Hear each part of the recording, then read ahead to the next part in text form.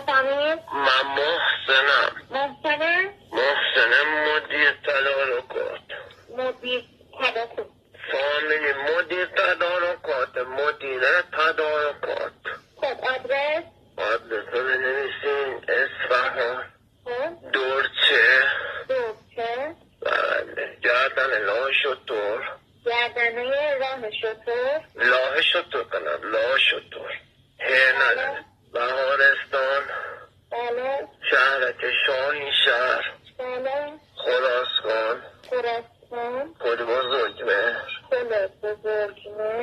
300 متر بعد پل بزرگمهر. دست راست نزف آباد.